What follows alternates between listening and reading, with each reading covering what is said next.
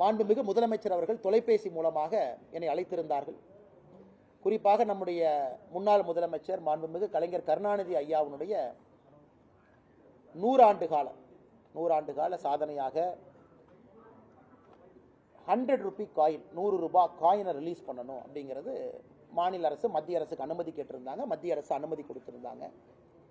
அந்த நிகழ்வுக்கு நம்முடைய பாதுகாப்புத்துறை அமைச்சர் திரு ராஜ்நாத் சிங் ஐயா வர்றாங்க. அந்த நிகழ்வில் ஞாயிற்றுக்கிழமை சாயங்காலம் பங்கேற்கிறாங்க.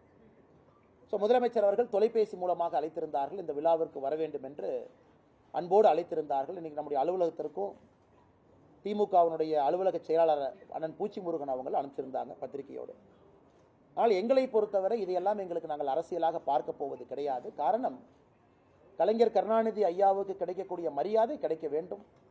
அதுக்கு நம்முடைய ராஜ்நாத் சிங் ஐயா வர்றாங்க. அந்த விழாவில் பாரதிய ஜனதா கட்சி நாங்கள் பங்கேற்போம். நம்முடைய மத்திய இணையமைச்சர் அண்ணன் முருகன் அவர்களும் பங்கேற்பாங்க. நானும் அந்த நிகழ்வில் பங்கேற்போம். காரணம், இது மத்திய அரசே வந்து ஒரு காயினுக்கு சாங்ஷன் கொடுத்து பர்மிஷன் கொடுத்து ஒரு காயின் ரிலீஸ் பண்ணுறது தமிழகத்திற்கு கிடைத்த பெருமையாக நான் பார்க்குறேன். கலைஞர் கருணாநிதி ஐயாவுக்கு கிடைத்த பெருமையாக பார்க்குறேன். நிறைய நமக்குள்ள கருத்து வேறுபாடுகள் சித்தாந்த அளவில் கட்சி அடிப்படையில் இருக்கலாம், அது வேறங்கண்ணா, அது வந்து இன்னைக்கு தேவையில்லாதது.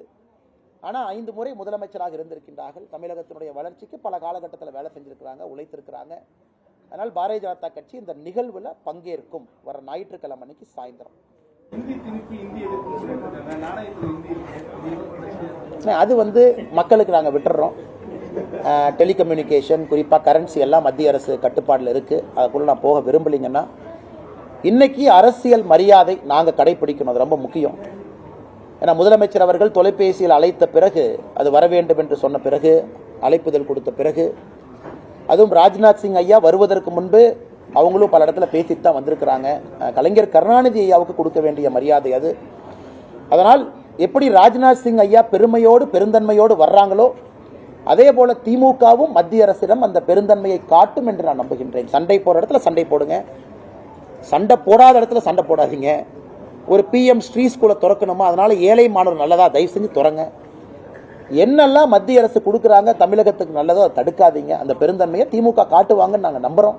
ஆனால் இதில் நான் அரசியல் பேச விரும்பலை. ஸோ ஞாயிற்றுக்கிழமை அன்னைக்கு பாரதிய ஜனதா கட்சி இந்த நிகழ்வில் பங்கேற்கும் என்பதை பத்திரிகை நண்பர்கள்ட்ட இந்த நேரத்தில் சொல்லிக் கொள்வதிலே என்னுடைய கடமையாக கருதுகிறேன். என்னன்னே அது வழக்கமாக அண்ணே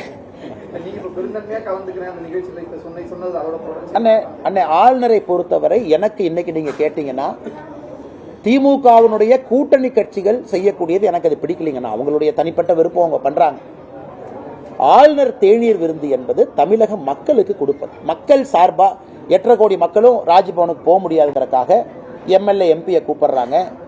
ஓட்டு வாங்கியிருக்கக்கூடிய அரசியல் கட்சிகள் சார்பாக தலைவர்களை கூப்பிடுறாங்க. இது யாரும் தனியா மிஸ்டர் அண்ணாமலை வாங்க, மிஸ்டர் செல்வ பெருந்தகை வாங்க, வைகோ ஐயா வாங்க, அப்படியெல்லாம் கூப்பிடலைங்க. மக்கள் சார்பாக ஆளுநர் அந்த அதிகார பொறுப்பில் இருக்கிறாங்க. மக்களை கூப்பிடணும். நார்மலாக நீங்கள் எல்லாம் போகணும், ராஜ்பவன் உங்களுடையது. பட் 8.5 கோடி மக்களும் போனால் கலாட்டாயிரும், அவ்வளோ இடம் இருக்காது. அதன் சார்பாக சில பிரதிநிதிகள் போறாங்க. அதனால் நான் கட்சியாக அதை புறக்கணிக்கிறேன் அப்படிங்கிறது எப்படி ஏற்றுக்கொள்ள முடியும் தெரியல. நீங்க போங்க, ஆளுநரை சந்திச்சு உங்க குறைய சொல்லுங்க, நான் அப்படி பார்க்குறேன். அதே தேநீர் விருந்துக்கு போங்க, ஆளுநர்கிட்ட மெமரண்டம் கொடுங்க, ஐயா உங்களுடைய கருத்துல எங்களுக்கு உடன்பாடு இல்லை சொல்லிட்டு வாங்க. அல்லது நேரம் கேளுங்க, ராஜ்பவனுக்கு போங்க, அரை மணி நேரம் டைம் எடுத்து ஆர்கியூ பண்ணுங்க, உங்க கேஸ் ஆர்கியூ பண்ணுங்க. ஐயா இதில் நீங்க செஞ்சது உடன்பாடு இல்லை, இதில் உடன்பாடு இருக்கு. அது நாகரிகமான அரசியல். அதை விட்டு ஒரு தேநீர் விருந்துக்கு நான் போக மாட்டேன்னா இதுல என்ன ஒரு மெசேஜ் நம்ம கொடுக்க விரும்புறேங்கன்னா, இருந்தும் அந்தந்த கட்சியினுடைய கொள்கை.